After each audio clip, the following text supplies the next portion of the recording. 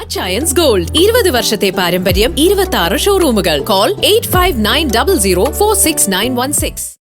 ശുചിത്വ മാലിന്യ സംസ്കരണ സന്ദേശം പ്രമേയമാക്കി മൂവാറ്റുപുഴ നഗരസഭാ ചെയർപേഴ്സൺ ജോയ്സ് മേരി ആന്റണി ക്യാപ്റ്റനായി വാക്കത്തോൺ സംഘടിപ്പിച്ചു. Mathew Kuzhalnadan MLA flag off ചെയ്തു. മൂവാറ്റുപുഴ നഗരസഭയുടെ നേതൃത്വത്തിൽ KSW MP, സീഡ് കോളേജ് എന്നിവയുടെ സഹകരണത്തോടെ നഗരസഭാ ചെയർപേഴ്സൺ ജോയ്സ് മേരി ആന്റണി ക്യാപ്റ്റനായി വാക്കത്തോൺ സംഘടിപ്പിച്ചു.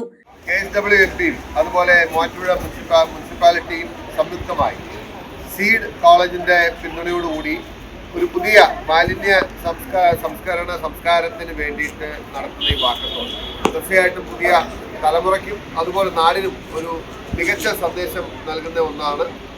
സോളിഡ് വേസ്റ്റ് മാനേജ്മെന്റ് എന്ന് പറയുന്നത് ഇന്നത്തെ കാലഘട്ടത്തിൽ ഏറ്റവും വലിയ വെല്ലുവിളിയും അതുപോലെ തന്നെ ഏറ്റവും പ്രാധാന്യമർഹിക്കുന്ന ഒരു സംഗതിയുമാണ്.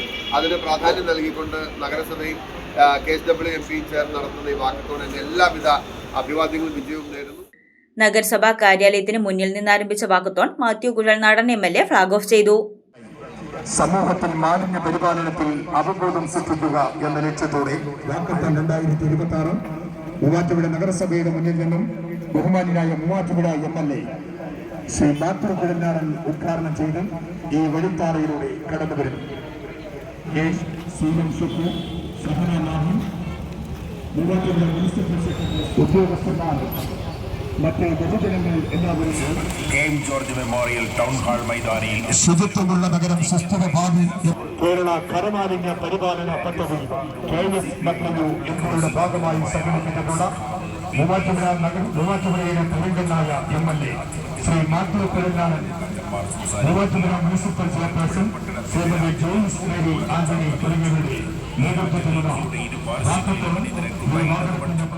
പൊതുനിരത്തുകളിൽ മാലിന്യം തള്ളുന്നതിനെതിരെയും നഗര ശുചീകരണം ഉറപ്പുവരുത്തുന്നതിനും ബഹുജന പിന്തുണ അഭ്യർത്ഥിച്ചാണ് ശുചിത്വ മാലിന്യ സന്ദേശ പ്രയാണയാത്ര സംഘടിപ്പിച്ചത്. വിവിധ മേഖലകളിൽ നിന്നുള്ളവർ പങ്കെടുത്ത വാക്കത്തോൺ വാളകം പഞ്ചായത്തിൽ സമാപിച്ചു. വാക്കത്തോണിനോടനുബന്ധിച്ച് വിദ്യാർത്ഥികൾ അവതരിപ്പിച്ച സന്ദേശം പകരുന്ന കലാപരിപാടികളും ശ്രദ്ധേയമായി. നഗരസഭാ vice chairperson PM Abdul Salam, standing committee ചെയർപേഴ്സൺമാരായ അസം ബീഗം, ജിനു മടേക്കൽ, കൗൺസിലർമാരായ Jasmine Ummer, Shitha Rani Thomas, Muhammad Cherukappilly, Rajasree Raju, Manu Paul, Shirley Paulose, Manoj G, secretary Simi H, seed chairman TS Rasheed തുടങ്ങിയവർ പങ്കെടുത്തു. News desk Muvattupuzha news. എന്റെ കാഴ്ചയ്ക്ക് ചില ബുദ്ധിമുട്ടുകൾ അനുഭവപ്പെടാൻ തുടങ്ങിയത് ഈയിടെയാ. ആദ്യം ടെൻഷനായി. മകളാ പറഞ്ഞത് അഹല്യയിൽ പോകാൻ. അഹല്യയ്ക്ക് 30 വർഷത്തെ പാരമ്പര്യവും വിശ്വസ്തതയുമുണ്ട്.